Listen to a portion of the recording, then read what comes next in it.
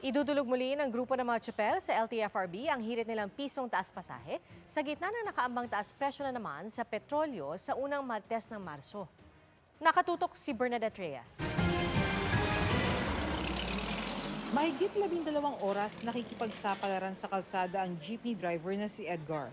Mula nang sunod-sunod na nagtaas ang presyo ng diesel, nagdadagdag oras siya sa pamamasada.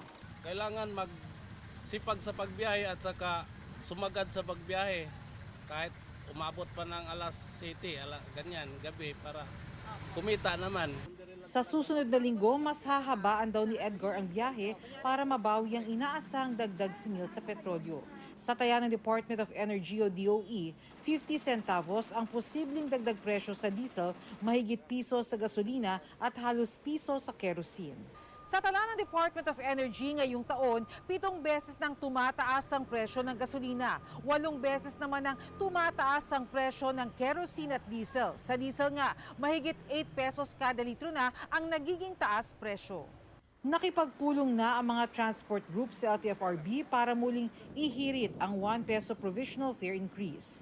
October 2023 pa huling pinagbigyan ng hiling nilang pisong dagdag pasahe. Kung yan naman ay magpapatuloy pa ng pagtaas, paano ang ating gagawin?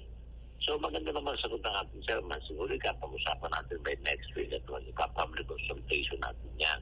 Medyo mabigat kasi everyday halos ako nag-commute then mga 3 sakay kasi ako. So para sa akin mas mabigat na siya. Kung may pagbabasehan naman sila doon, okay na din. Kasi hindi naman basta magtataas kung wala namang kung wala naman silang parang basis doon. Pinag-aaralan din ng transport group ang paghirit ng fuel subsidy.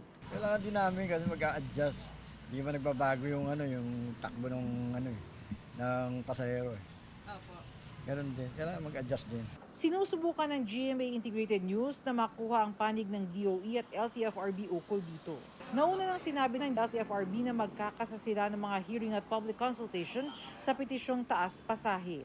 Para sa GMA Integrated News, Bernadette Reyes, nakatutok 24 oras.